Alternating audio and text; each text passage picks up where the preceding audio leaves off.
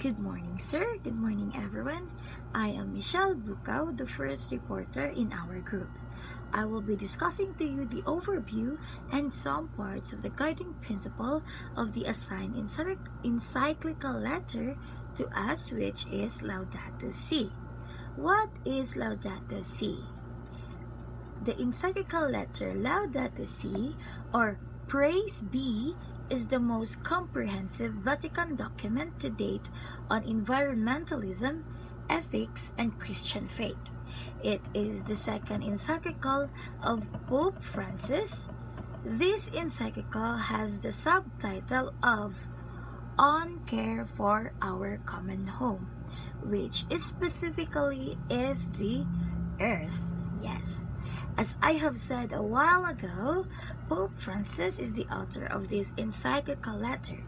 In it, the Pope critiques consumerism and irresponsible development, laments environmental degradation and global warming. And because of that, Pope Francis calls all people of the world to take swift and unified global action towards environmental development. This letter was released on June 18, 2015. It is a world wake-up call for humanity to understand the destruction of man to the environment and to his fellow men as well. Okay, so that is for our overview. And now let's proceed to our guiding principles.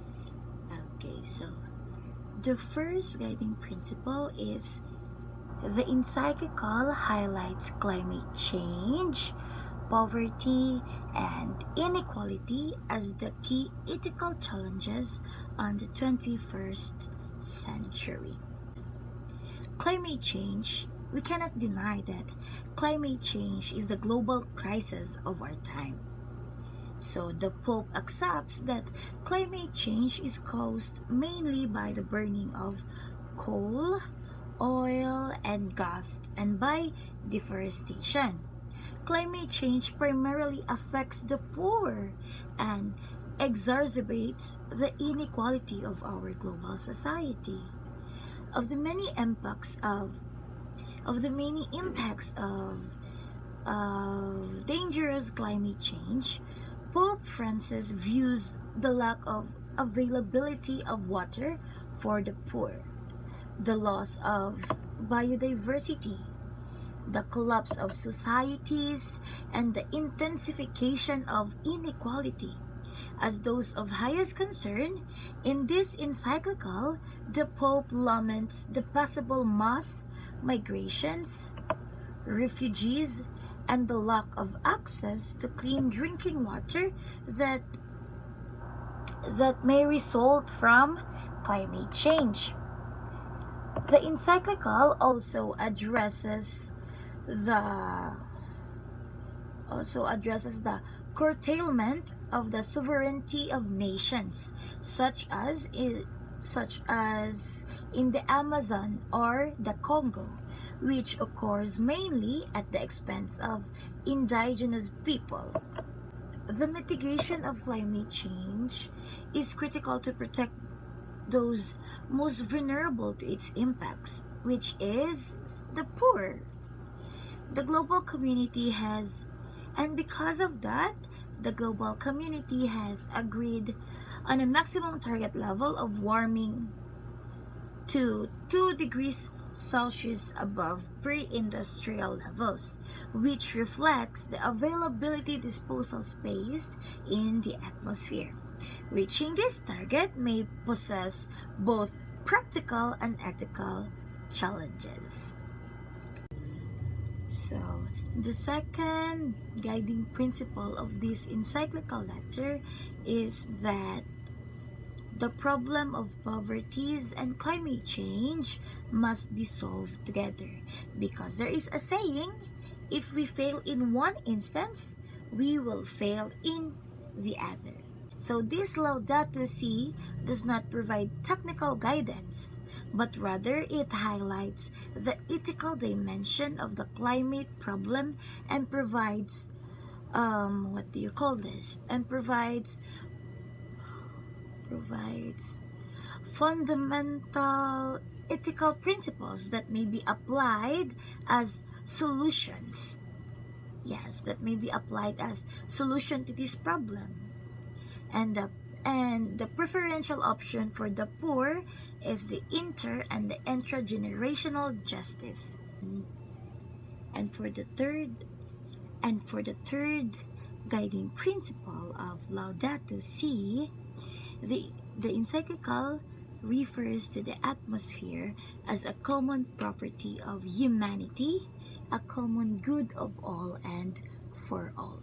And with this statement, the common dedication of earthly goods is, for the first time in the history of Catholic social teaching, it is applied to global carbon sinks, which include the oceans and the atmosphere. Okay, the use of these commons is a basic human right? Right?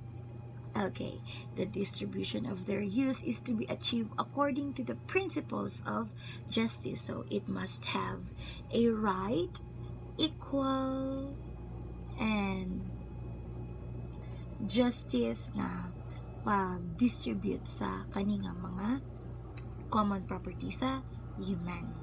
Okay, so this delegitimizes the actions of countries that use the atmosphere based on the principle of might makes right.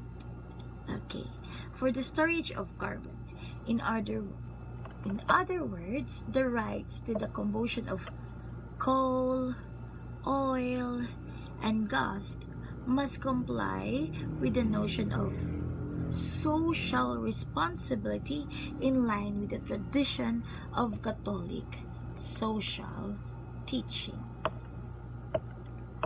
Okay, so even if this encyclical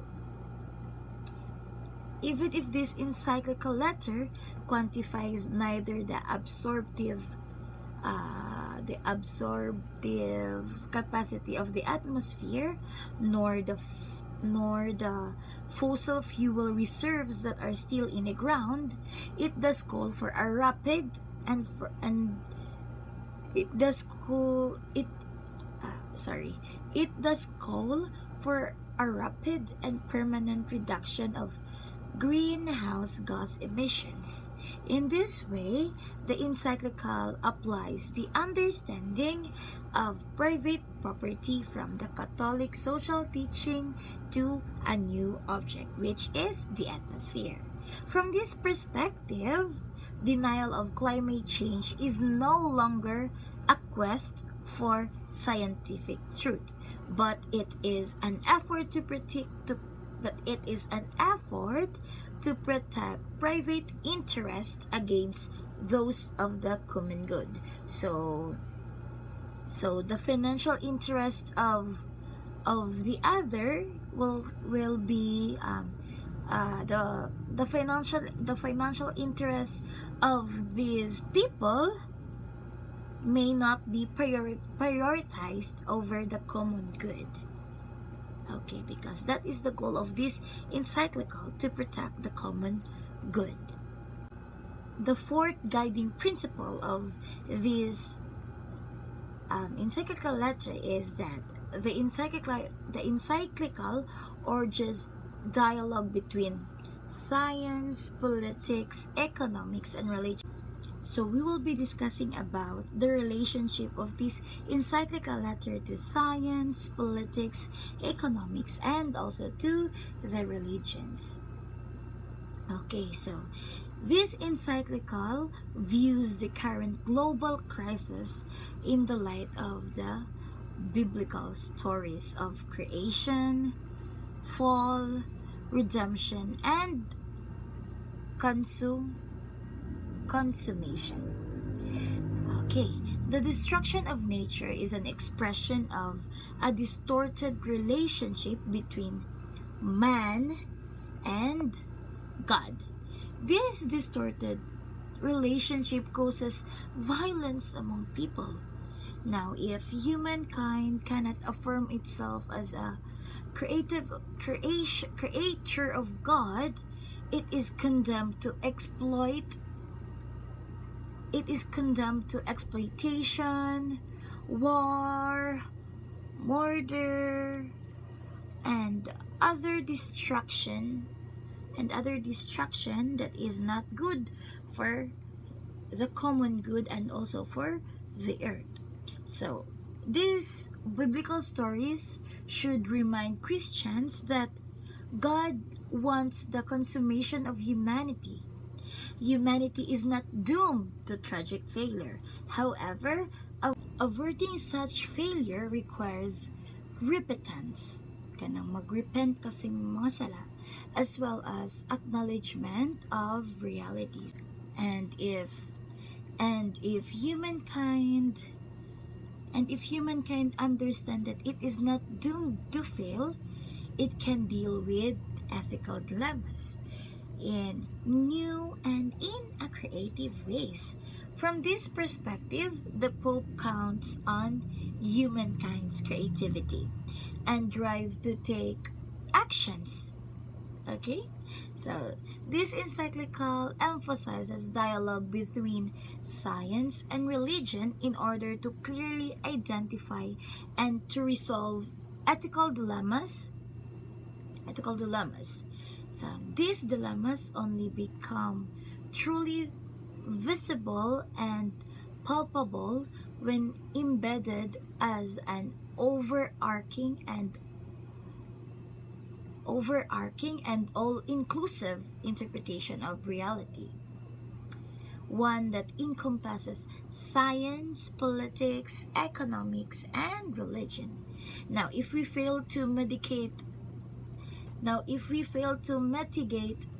climate change, we will also fail to reduce poverty. However, human history is not a tragedy. It is not a tragedy. Hence, it is a drama. Solving poverty problems will help us to solve the climate problems as well. Laudato Si helps us to understand that the problems of poverty and climate change can and should be solved in synergy or together. It should be solved together. Okay, so that will be my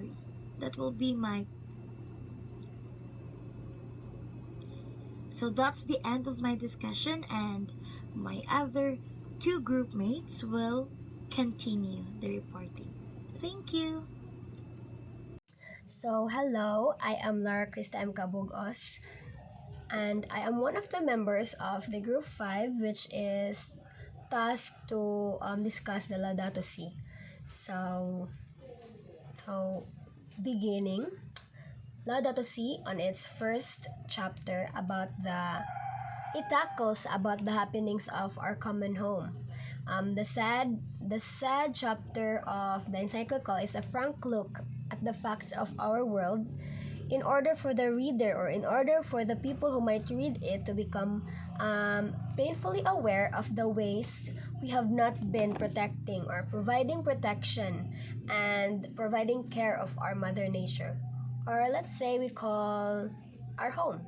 So this chapter paints in detail a diagnostic picture of what is happening of our common home, and it also serves as the historical note of Laudato Si. So, the historical note of Laudato Si. So, people, we have stripped the earth of its natural forest, contaminated the earth's waters and land and air. Plants and species are becoming extinct at an alarming rate. Increased usage of polluting fossil fuels like coal, oil, and gas, which drives climate change. So the last is, the poorest communities suffer the most because of climate change.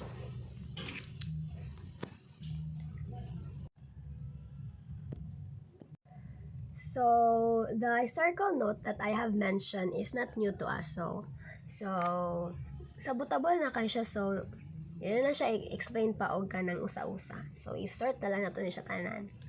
So, sukad sa itong pagkabata is that, makita man nato na jud nga, our mother nature is affected by our activities, by the technologies and all.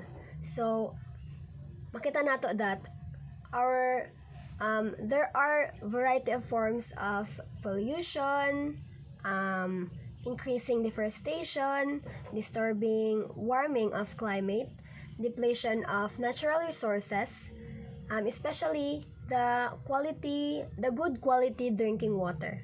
So, increase of loss of biodiversity, decline of quality of human life and relationships, and a global inequality gap between the poor and rich. So, because of climate change, poor communities suffered from it. So, we can take Philippines for an example. So, there are poor families, communities in Philippines which suffered from it, especially those farmers. They are the one who suffered from climate change, where their livelihood has been affected, in which the variety of pollution, in which because of the variety of pollution, I mean, their plants cannot grow well, or because of the heat, their plants cannot grow well, and because of storm, their plants would be destroyed, their livelihood will be destroyed. So kung sila pagali tong gamay og nadungag sa pollution, so sila pa may dakong damage. So another example is Africa. So we all both know that lisod man jud ang Africa. So especially katong layo na sila sa kabihasnan. So usa sila sa mga nag-suffer, usa sila sa country nga nag-suffer sa climate change, in which naadjud sila kakulangan sa water, and di kayo sila maka grow og mga crops, mga plants, because of its temperature dadto, plus nidungag pa jud ang climate change nga init kaayo. So, the historical note is also in the chapter of Laudato Si, in the first chapter of Laudato Si.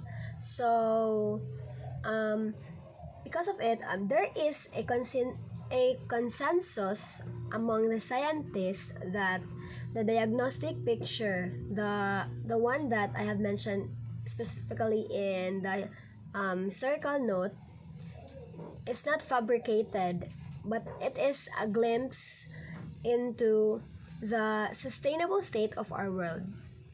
So one example of historical note also is, in preceding years, the UN does not exert effort on resolving or helping people because of climate change.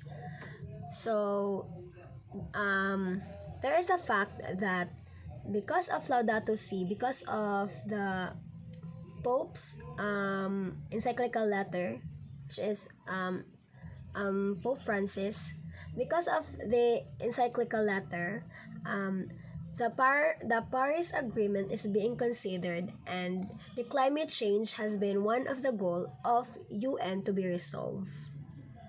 So that is one of the evidence that Laudato Si is important to all of us, which our environment should be taken care of with a special standard. Dapat jud kay kita magyapon maka-benefit ani at the end kung ato lang tarong unog care og i-protect lang nato ang nature. So let's move forward to themes of Laudato Si. So first is call to family, community, and participants. So, Pope Francis calls for a change in lifestyle and consumption. So, we can make important changes as individual, families, and communities, and as civil and political leaders. So, this Laudato Si, it calls for a new dialogue and a new and universal solidarity so that every person living on this planet come together and consider how we are to shape our future, the future of our common home. So, kaning call to family, community, and participants. So, tanan tao, no? Kita tanan tao, as a steward of the creation of God, the other creations of God. So, um, dapat jud nga to ang pahalagahan na to ang nature. Because as I said earlier, kita magyapon mo benefit ani. So dapat jud ato ang tawgon ng atong family, atong community and participant and mo participate sila for taking care and protecting our mother nature kay lahi ra ba jud mo balos ang nature sa ato ah. So in order to prevent that, so ato na lang jung unhan og pag-care ang ato ang mother nature. Second one, solidarity. So, solidarity. We are a human family and we have shared responsibilities for others and for other creation also. So, we all both know that solidarity is not that popular. It is not a popular word, yes. But with solidarity, no, there are places who got richer and they will get richer and richer, and the poor ones, they will get more poorer and poorer. So as I said, unsa may mahimo nato for the poor ones na makaangat sab. So accordingly, the wealthy countries have the responsibility to reduce their consumption of non-renewable resources and help poorer nations develop in sustainable ways. Kay ang ingon, wala man tay patutunguhan kung sila lang mo'y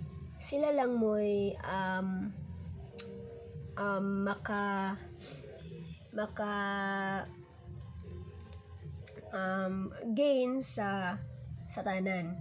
So wala tay patutunguhan as a global community. So dili na to ma-resolve ang mga issues, problems, especially this climate change.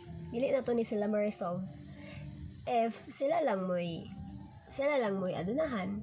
So dili ta ka help og tarong the poor ones, dili sila ka help og tarong sa atong community and for the others also and for the our environment. So dapat magtinabangay jud ang tanan, adyoy solidarity para mabuhat na to atong goals, not just for ourselves, not just for the others, but also to the place we call home also. Accordingly, in solidarity terms, people are linked by unseen bonds, and together we form a kind of universal family. So to no, dapat jud ang mga tawo kay magtinabangay jud tanan, dapat jud magkinausa jud tanan for the goals to be accomplished. So next, so rights and responsibilities. So people have rights and responsibilities, yes. People, especially the poor ones, deserve to be prioritized, deserve to get some help by the other higher class, since they are the one who contribute were most of the pollutions that drives climate change. So kato no, um practically speaking, kuan man kanang those higher class kay sila man jud tumoy na ay tarong nga transportation, na sila kanang ang technology, basta sila tong ang mga nagagamit bitaw og nag-cause og pollutions and others na which drives pod na mo-occur ang climate change. So the poor ones deserve jud pud to nila nga kwan kay sila man gud may masuffer. Sila may mo suffer sa tanan. Sila mo mas dakog igo kaysa sa lain. So dapat mutabang jud ang nasa latter no na tabangan sa mga dato na countries, ang mga pobre na countries para maka-accomplish with sa ilang goals. Also, in addition to that, we have all the same natay responsibilities tanan in taking care of our mother nature. So, kita tanan no, wala ipili. Kita tanan, madato man or mapobre, natay responsible to take care of our mother nature. We are, as I said kaganiha, kita man tanan, naman tay kanang responsibility to kanang take care of our fellow person also. Pero those well countries should help the poor countries. So back to our responsibility. So all of us have the same responsibilities in taking care of our mother nature. Tanan na ajud, skin mabata, matiguwang, natay responsibility nga puniton jud ng mga sagbot, dili ta magpataka jud og putol-putol, kung pwede pa manggali magplant jud perme or magplant jud og kanang mga plants para makatabang sa atong nature. Also, we have also the responsibility to kana bitawng ato pod bitawng i-teach ang atong mga na-learn on how to care and protect our environment. So, ito na siyang tagan po nato knowledge ang uban. Dili kay atong ato lang kay kung inana, dili gihapon ta mahimong global community. So, ato siya no. Next, care for God's creation. So, kani siya, mao man jud ni siya ang pinaka theme sa this encyclical Laudato Si. So, God created the world and entrusted it to us. So, yes, God created us and gi-entrust niya ang gihimo ta niyag steward for his other creations. So, now, we have the responsibility to take care and protect it. And all people who are part of the creation should do it. So, protecting human dignity is strongly linked to care for creation. So, kana no, ibalik-balik lang jud siya, balik-balik lang nga. Kita tanan, we are the stewards of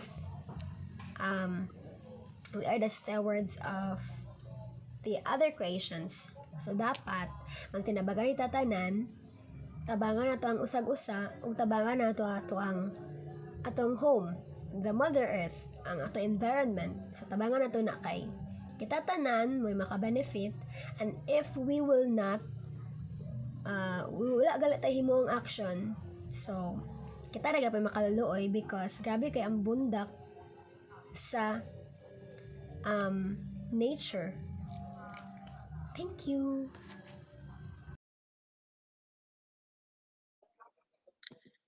Hello everyone. Let me discuss to you the roles of the church and the government in relation of this encyclical letter, which is Laudato Si. But first, I would like to say that up until now, this encyclical letter have been practiced and used as such in taking care of our environment and solving climate change. So bali ang encyclical letter na Laudato Si is more of an environmentalism. It helps solve the issues of the loss of biodiversity, which is important karon sa ato to improve the quality of our products and to prevent the foods from spoilage, lack of clean water, pollution, and climate change. So here are the roles of the church. First is that parishes can put Laudato Si into action using new interreligious guide. So this is to educate people on how to manage the environment.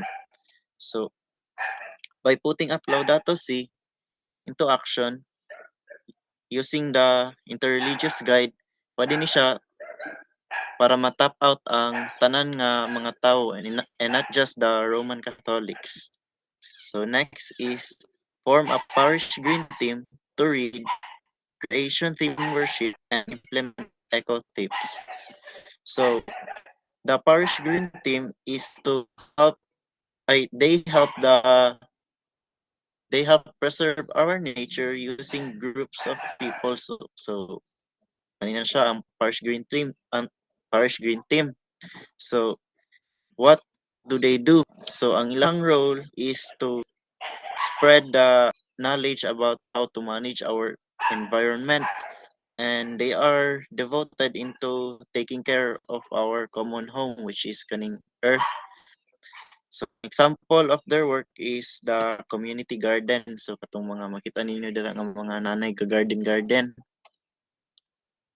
Next and lastly, enforce reduce waste rules for parish hall events and parties. So which is already understandable na by recycling itong mga materials, mga garbages, and to kanang mag-arrange ay maglimpyo. So mo na siya ang mga role.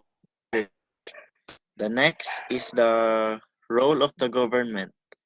First, implements law that are nature-based and can help protect not just our Mother Earth, but the people as well. So, the role of the government is to implement laws with regards to our environment. So, example with this one is the illegal logging, which is di na siya pwede kay makadaot ni siya sa kalikasan. Next is to help eradicate poverty and those less fortunate who suffered from climate change. So the role of the government is to help the mga pobre which are affected kaayo sa climate change.